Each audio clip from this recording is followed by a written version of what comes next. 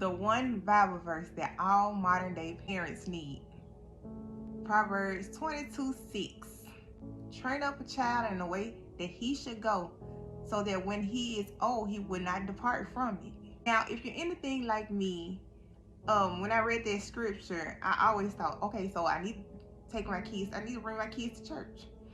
And that's true. You do need to take your children to church. That's only half of the battle. And let me tell you why. As a parent, you are your child's first teacher. Everything that they learn, just about, it's going to come from you. Not their preschool teacher, not their kindergarten teacher. You are your kids' first teacher. They're going to watch you. They're going to watch your mannerisms. They're going to watch how you handle things. As an early childhood education major, I understand that the first 5 years of life is very vital to the foundation of that child.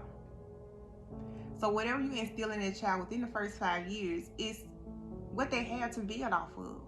So if you're leading that child with negativity, that's what it's gonna carry throughout his life. But if you instill positivity, whatever you instill in them is what they're gonna carry with them throughout. So watch what you do and stay in front of them, because they pick up on this stuff. You know, like I said, you're their first teacher. Whatever they see you do, they're gonna do it. Whatever mannerisms you have, they're gonna have them. Don't be afraid to discipline. I think a lot of people are so afraid to discipline their children, and I don't know if they want to be their children's friend or whatever. Proverbs 13:24 said, "He that spareth his rod hateth his son, but he that loveth him chastiseth him betimes."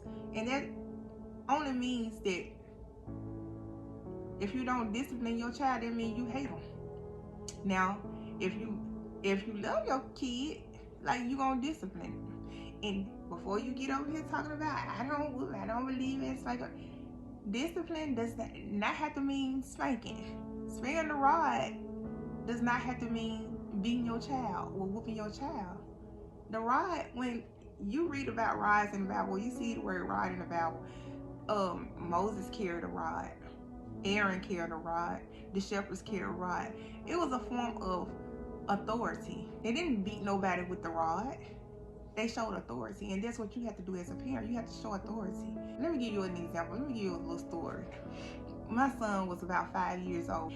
He came in the house. He said, I think I was watching TV or something. I don't know what I was doing, but I was doing something, folding up clothes. I don't know. I was doing something. Anyway, he came in the house, and he was like, "Mom, you got change for $1?" And I said, "What? No, I ain't got no change for $1. You know, cause like I said, I'm busy doing something." And so I see him go back outside, and so he came back in. He ran to the back, and then he ran back outside, and I'm looking like, what in the world is going on? So then he comes back in the house and he's waving this $1. And I'm like, he said, "Mama, look, I got $1." I said, "Where you get $1 from?"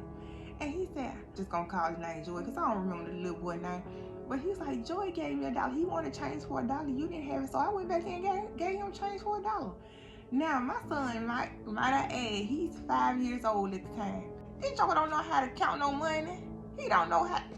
And I'm knowing this. The little boy, Joy, he's about 8 or 9, so he should know how to count money. But like I said, I know my child, so I goes outside. I said, "Let me go ahead and see, because this boy don't know how to count no money. He didn't probably gave this boy too much money, or didn't give him enough money, you know." Anyway, I go outside and I tell the little boy, I said, "What did he give you?"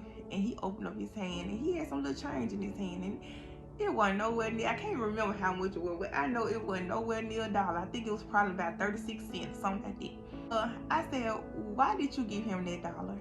And the little boy said, "Well, because I wanted change for $1." And he gave me change for $1. I said, "Baby, those are two different," and I had to explain to him that there was two different amounts. I said, your $1 was worth more than this change that he gave you. I said, when you ask for change for $1, you want the exact amount that it'll take to make $1, and that's 4 quarters. So I told him, I said, "Now, don't you ever do that again." I told my son to give him the $1 back, and he give him the change back. My son was mad, because he knew now he couldn't count no money, but he knew that he hadn't got over. He knew he hadn't got over. He knew that dollar was more than that little change that he had gave that boy. And I made him come in the house for the rest of the day. I said, because you don't do that to people, that's not nice. And no, I didn't whoop him. I sat him down and I explained why you don't do that type of stuff. Now I could have let him keep the dollar, and then he would have been like, okay, it's okay for me to scam people. And I probably would have a scammer right now. But because I sat him down and I talked to him and I taught him that that's not right, I got a pretty decent little boy that's now 21 years old that he ain't trying to scam nobody. He make his own money, and if anything, he's a giver. But my point is, train up your kids in the way that they should go, so they won't depart from it when they're older. What are some of the biggest challenges that you face today with raising children? Comment below. I want to hear about it. Always remember, I love you.